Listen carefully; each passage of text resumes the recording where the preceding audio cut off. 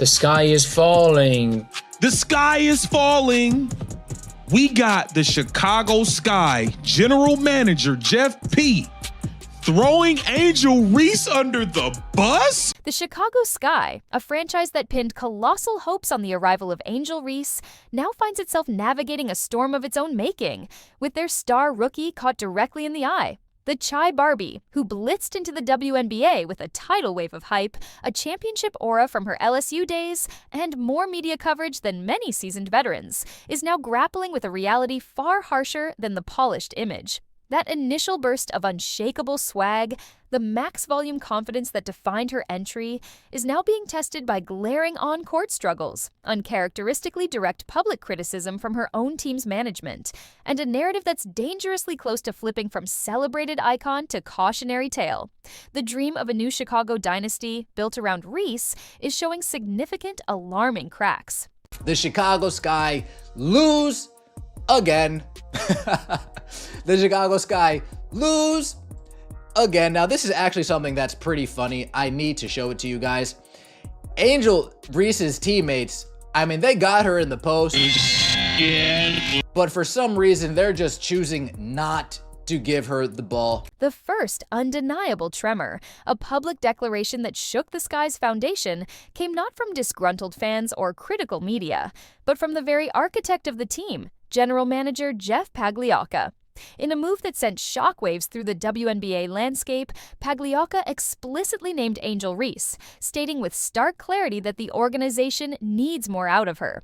This wasn't a subtle hint or a generalized coaching critique. It was a bombshell, a full-volume, desk-pounding wake-up call. For a GM to publicly call out a high-profile rookie, especially one marketed as the future face of the franchise, is an exceedingly rare and desperate measure. It signaled that internal discussions and perhaps gentler nudges had failed to ignite the required change, forcing the Sky's leadership into a high-stakes public posture. The message, delivered with the subtlety of a sledgehammer, was that the grace period was not just over, it had evaporated. Angel Reese is under fire from the Chicago Sky general manager. The general manager names Angel Reese by name and says, "We need more out of." This public airing of grievances was reportedly just the tip of the iceberg. Behind the gleaming facade of professional sports, the whispers that had been subtly circulating within the Sky organization allegedly began to crescendo into undeniable roars of frustration. The optimistic press conferences and celebratory soundbites that marked Reese's celebrated arrival were, according to insiders, being replaced by an atmosphere thick with tension, raised voices in closed-door meetings, and a pervasive sense of disappointment.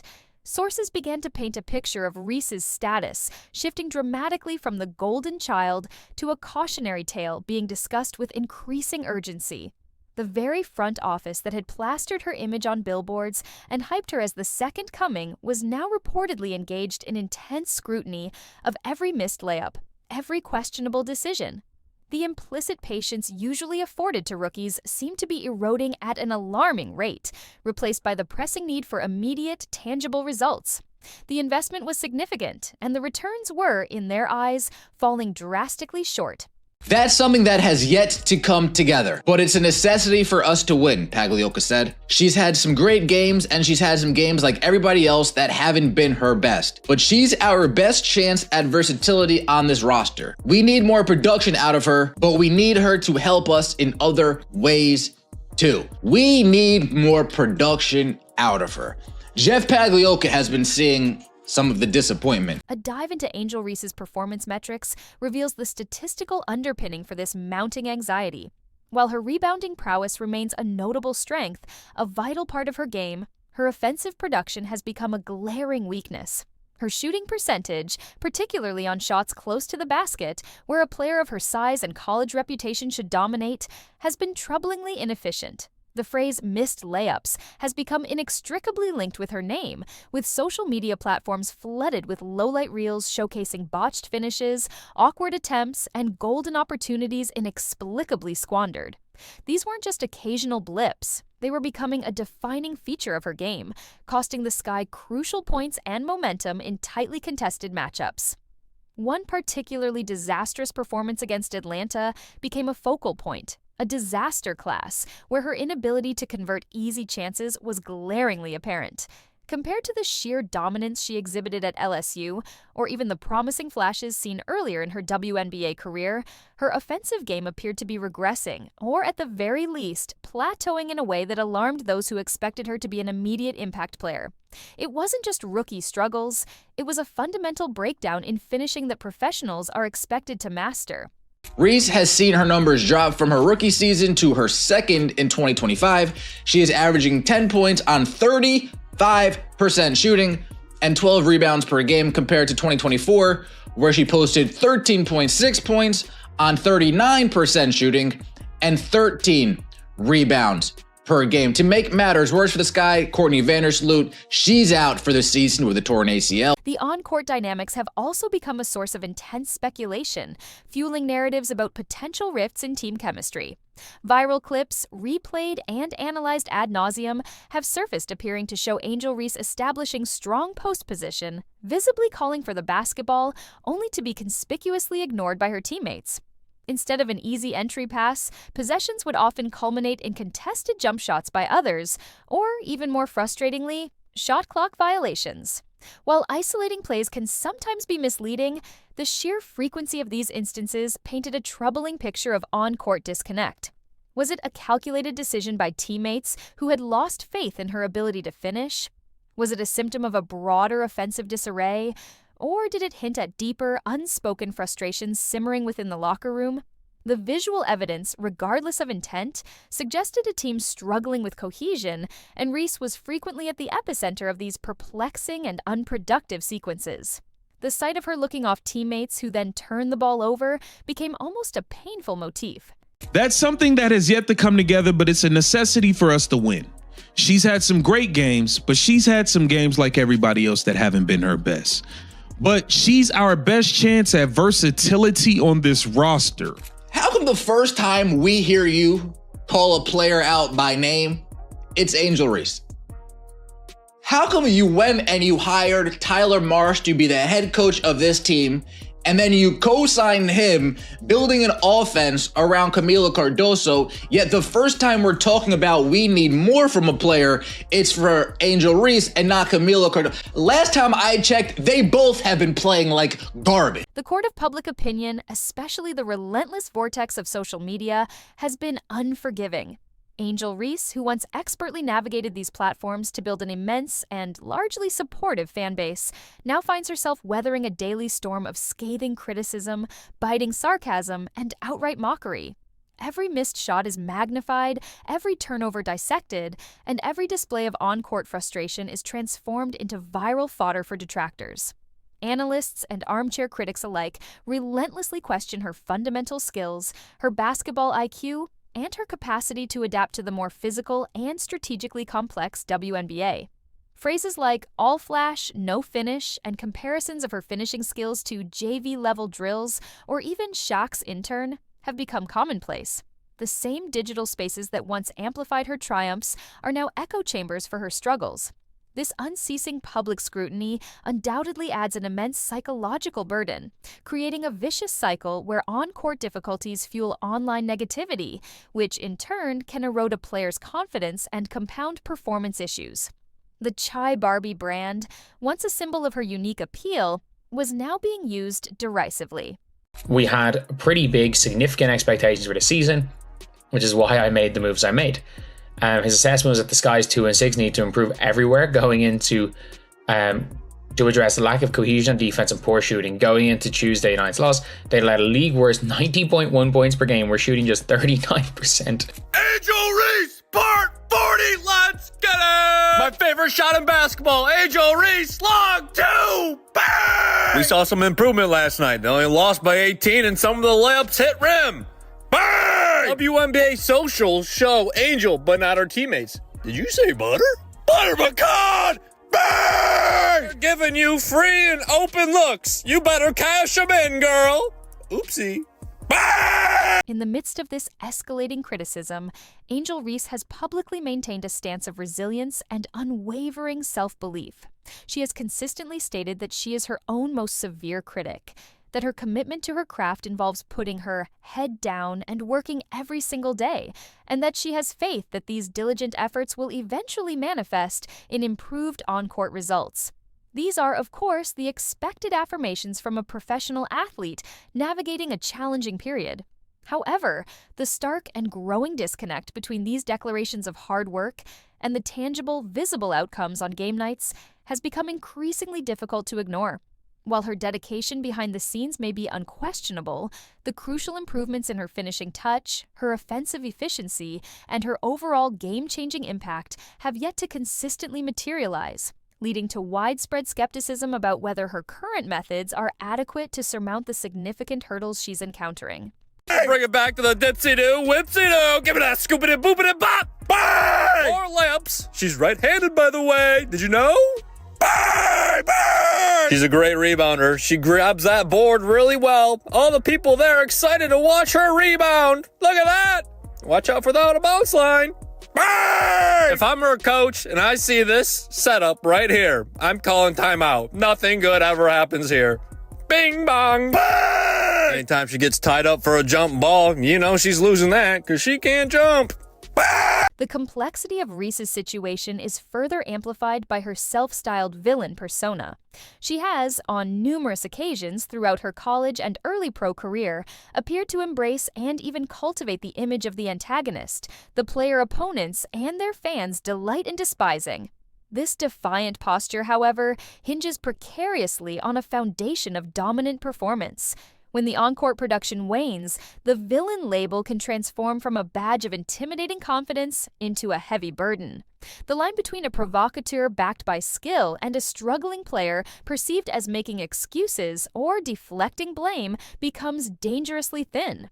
There have been instances where Reese's public statements or reactions have seemed to solicit sympathy or point towards external pressures, which can appear incongruous with the unbothered, confrontational villain image. This creates a confusing and sometimes contradictory public narrative, making it challenging for observers to reconcile the bravado with the box scores. Angel Reese was quoted as saying, "I put my head down and work every single day. I don't give up on anything. I critique myself the most. I know it's going to translate. I'm just going to put my head down and work. I know the results will show." Obviously there's no place in this league for that. I think the WNBA, our team and our organization has done a great job supporting me. I've had communication from everyone, from so many people across this league, and being able to support me and going through this whole process. Obviously it could happen to me, it could happen to anyone, and I think they've done a great job supporting us in this. The WNBA is a joke, and even with Clark carrying the league on her shoulders, it still sucks. Beyond the raw statistics and the intricacies of her public persona, searching questions are now being intensely debated regarding Angel Reese's true leadership qualities and her comprehensive impact on the Chicago Sky's fortunes. While her relentless energy and her acknowledged prowess as a rebounder are undeniable and valuable assets, a growing chorus suggests that a team built around a supposed star needs far more. Genuine leadership in the crucible of professional basketball often involves demonstrably elevating the performance of teammates, making consistently astute decisions under duress, and reliably contributing to game-winning plays, especially when the stakes are highest. Critics are increasingly vocal in their assessment that Reese's game, particularly on the offensive end, has yet to consistently exhibit these crucial leadership characteristics. Is she truly making those around her better? Does she provide a calming, decisive presence in pivotal moments? Or are her individual battles and the demands of maintaining her high-profile brand sometimes overshadowing the fundamental collective needs required for team success? These are not comfortable questions, but they are being posed with escalating urgency. The Sky believed they were ready to compete for a playoff spot season where the team could give anyone a fight. There's no sugarcoating how things have gone. They sputtered early, lost Sloot to a torn ACL. They're near the bottom in the league, both offensively and defensively, after loading up on veterans. Even understanding that growth takes time, the Sky shouldn't have been this bad. Well, that's a front office issue as much as it's an Angel Reese issue. If your front office and your coach is completely fine with one of your star players missing practice to go to this engagement and to go to that engagement, then your general manager and head coach, they need to have a little bit more backbone. They need to say, no, this is a brand new team. We can't afford that, Angel. But instead, they co-sign it. They allow it. They encourage it. And they wonder why things look how they look. The narrative surrounding Angel Reese's struggles is almost invariably, and perhaps unfairly, juxtaposed with the sensational trajectory of fellow rookie Caitlin Clark. The persistent, often loudly exclaimed sentiment, "She's no Caitlin Clark," serves as a constant, challenging undercurrent in nearly every discussion about Reese's performance. Clark entered the WNBA under a similarly intense, if not even brighter, spotlight, and has, by virtually all objective measures, translated her extraordinary collegiate game to the professional level with astonishing success. Her individual statistics are eye-popping, her impact on her team's competitiveness and national visibility is undeniable, and her integration into the league has appeared, at least from the outside, significantly smoother and less fraught with drama. Clark's remarkable poise, her offensive firepower, and her ability to handle immense pressure with apparent ease provide a stark and immediate contrast to Reese's current, more turbulent narrative. This relentless comparison, whether Reese or her supporters deem it fair or relevant, undeniably intensifies the scrutiny on her every move and starkly highlights the divergent paths these two prominent rookies are currently navigating. While Clark is frequently lauded for her on-court brilliance and composure, Reese is often depicted battling perceptions of underperformance, team friction, and an inability to consistently deliver on her immense promise. Manager Jeff Pagliocca allowing Tyler Marsh to say, yeah, Angel, go do your influencer thing and hopefully it doesn't take away from your basketball play. This is an easy entry pass right over Brianna Jones into Angel Reese's left hand. We can do a sidearm pass right into Angel Reese's left hand. We drop it off to Rachel Banham. Rachel Banham looking right at Angel Reese. And you know what this team would rather do? They would rather... Look at that. Angel Reese is just quitting at this point. She knows she's not getting the ball. They would rather turn the ball over on a shot clock violation than give Angel Reese the ball when she actually has post position. The Chicago Sky franchise, therefore, finds itself at a profoundly uncomfortable and strategically critical crossroads. They made a substantial investment in Angel Reese, not just with a high draft selection, but also by pouring considerable marketing resources into positioning her as the charismatic centerpiece of their future. Yet, the on-court dividends have, to this point, been deeply underwhelming, and the unprecedentedly public nature of the team's expressed concerns indicates that internal patience is not just wearing thin, it's nearing a breaking point. The front office is now faced with the unenviable task of weighing their initial high hopes and significant investment against the stark current reality. How much longer can they afford to wait for Reese to blossom into the dominant, franchise-altering player they so fervently envisioned? What are the escalating implications for overall team morale, for the coaching staff, and for the urgent pursuit of victories if her significant struggles persist? While discussions of trading a highly touted rookie are typically considered premature, the unforgiving, results-driven nature of professional sports means that prolonged underperformance from a player designated as a key building block can compel a front office to explore even the most drastic options. The pressure is not just on Reese. It's an immense, palpable weight on the entire organization to navigate this crisis and find a viable path forward. This is a team that they might say that they get along. They might say that they're all friends and everything's fine in the locker room, but yikes, come on, look at that. Alicia Gray's back's turned to the play. Brianna Jones is face guarding Camila Cardoso, and Rachel Banham just refuses to give Angel Reese the ball, and the Chicago Sky get a shot clock violation. I'm not sure what's going on over there in Chicago. Last year, you made a powerful statement saying the reason people are watching women's basketball is not just because of one player, but because of you too. I'll look back in 20 years and be like, yeah, the reason why we watching women's basketball is not just because of one person. It's because of me too. A year later, do you feel like you're Next question. Angel Reese can't proudly accept the role of the villain, then beg people for sympathy. You can't complain about mythical racism. You can't create stories of fake racism that get exposed, then ask people to feel sorry for you. Caitlin Clark is more mature. Caitlin Clark has decorum. Caitlin Clark obviously is jet fuel to its popularity. Caitlin Clark is far better of a basketball player and has made such a tremendous impact in a greater number, more so than Angel Reese. Everybody knows that. Her college career was better. The stadium sales, the WNBA popularity has gone up because Caitlin Clark. I have yet to see a single example of Angel Reese being a leader outside of rebounding her own missed layups. What does Angel Reese do? What is her contribution? You tell me, because I'm not seeing it. I know I'm harsh on Angel Reese, but she considers herself a star. If you're going to call yourself a star, I expect you to perform like a star, especially in big moments. Caitlin Clark was injured. Angel Reese was the only star on the court last night. And for 27 minutes, she completely disappeared. In the final analysis, Angel Reese stands at a precipitous juncture, a moment that could very well define the trajectory of her professional career. The echoes of her collegiate triumphs and the initial roar of her WNBA arrival have largely subsided, replaced by the unyielding, pragmatic demands of the professional game.